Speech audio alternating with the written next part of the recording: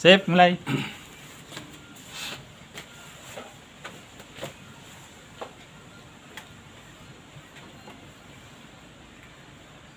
Assalamualaikum warahmatullahi wabarakatuh, dulur-dulur yang ada di manapun berada. Assalamualaikum warahmatullahi wabarakatuh. Bismillah, alhamdulillah, wala hawla wala quwwata illa billah. Rabbi shrah li sadri wa yassir li amri wahlul 'uqdatam min lisani yafqahu qawli, amma ba'd.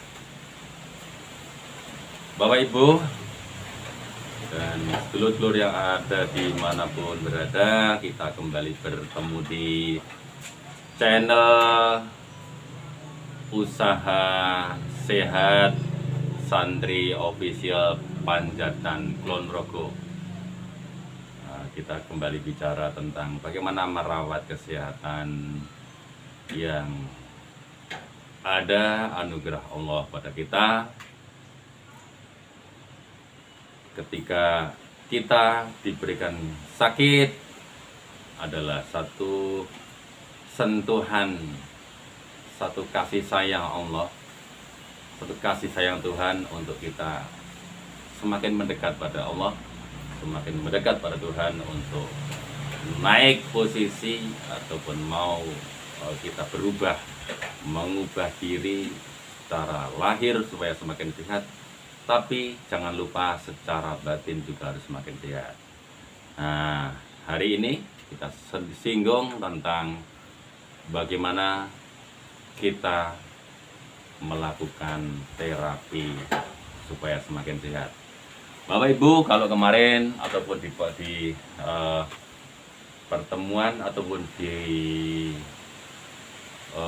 video-video sebelumnya kita bicara bahwa sehat itu jasmani dan rohani.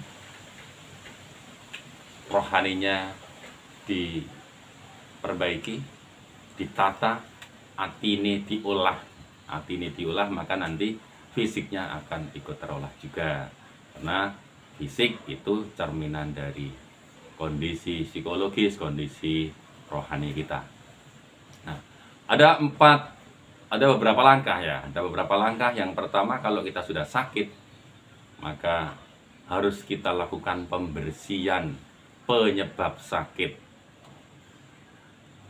Racun yang sudah masuk ke dalam diri kita harus didetop, harus dibongkar, harus dibersihkan. Baik racun yang bersifat jasmani, tapi juga racun yang bersifat rohani. Di dalam kondisi jasmaninya lemah, sudah keracunan, sudah lemah, terjadi penuaan dini, terjadi degeneratif, rusak sadurunge rusak, ataupun yang sudah rusak, istilahnya sudah rusak fisiknya karena kebanyakan racun, kebanyakan bahan-bahan kimia yang merusak tubuh, ataupun ketika terjadi keseimbangan hormon, kita kemudian menjadi sakit. Maka segala sesuatu yang meracuni diri kita adalah segala sesuatu yang sifatnya tidak organis, tidak sesuai dengan tubuh kita, kebutuhan alami tubuh kita, kebutuhan alami rohani kita. Maka itu akan menjadi sakit, maka itu harus dibongkar. Nah, bagaimana membongkarnya? Ya harus kita keluarkan. Contoh real, misalnya usus besar, ngisor dewe di usus besar paling belakang, bagian belakang, bagian bawah ya. Ketika sulit buang air besar, ataupun BAB tidak lancar, tiap pagi tidak bisa BAB, tidak lancar BAB-nya, buang air besarnya nggak lancar, maka itu salah satu indikasi bahwa ada masalah di usus besar.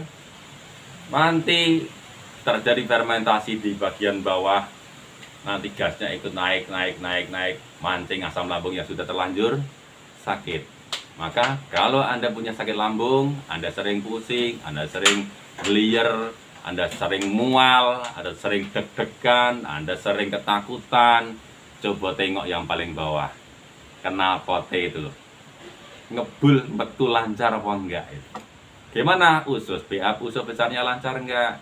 Selama ini enggak pernah, jarang yang memperhatikan. Coba kita lihat dari sudut pandang lain.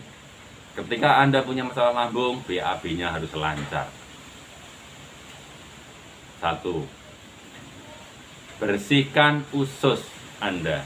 Bersihkan usus kita ketika kita punya masalah pencernakan, punya yang bagian atas lambungnya sering naik, ada radang lambungnya, asam lambungnya sering naik, coba ke bawahnya ditelusur. BAB tiap pagi apa enggak? Kalau BAB tiap pagi tidak bisa lakukan BAB lancar tiap pagi, nanti akan memperparah sakit lambung Anda. Yang pertama, lancarkan BAB Anda. Konsumsi serat, konsumsi makanan yang bisa serat yang bisa menyerap, mengekop air mudahnya gitu. Sayurnya konsumsi, tapi jangan yang konsumsi yang pedas, jangan konsumsi yang kecut, jangan konsumsi nuwun sewu roti, berhenti dulu. Karena roti makanan nggak seimbang, rata-rata. Nggak tahu ada roti nggak seimbang ya? Silakan, ada nggak? Kalau ada perpaduannya bisa konsumsi, kalau enggak lebih baik pilah-pilah konsumsi yang seimbang dulu. Sayur yang murah meriah dari lingkungan kita banyak juga. Walo, wah konsumsi aja walo. Ada enggak ini walo? Di sekitar Anda namanya walo. Kalau di daerah lain mungkin agak beda namanya, bisa jadi labu kuning. Kemudian konsumsi brokoli salah satu, supaya BAB-nya lancar. Kalau BAB lancar, kotoran, kerak-kerak yang di usus, yang di situ banyak bakteri negatifnya akan terbuang pelan-pelan. Ingat, pelan-pelan, pelan-pelan. Sejalan dengan itu, kuatkan juga atau dibersihkan juga racun-racun yang ada di seluruh tubuh dengan cara minumnya harus cukup. Cukup minum. Dan jangan salah minum. Tekniknya juga betul gini. Bangun tidur minum dulu yang cukup air hangat. Jangan langsung makan. Atau begini, setelah makan jangan langsung minum dulu. Biar terjadi proses mencernakan dulu di lambung, nggak diganggu oleh air. Kemudian semakin maksimal baru turun. Ganti kira-kira 1,5 jam atau 2 jam baru minum sedikit pelan-pelan. Yang paling bagus adalah minum dulu yang cukup baru makan. Itu cara merawat lambung sekaligus membersihkan usus. Konsumsi yang serat yang cukup. Makan saja katul yang selama ini nggak pernah dipakai. Minyak zaitun. Kalau minyak kelapa, minyak PCO bagus.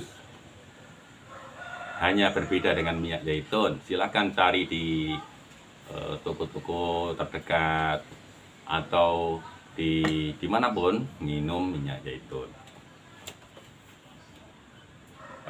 Pak Unai, saya ngomong di produk. Apa nih sih?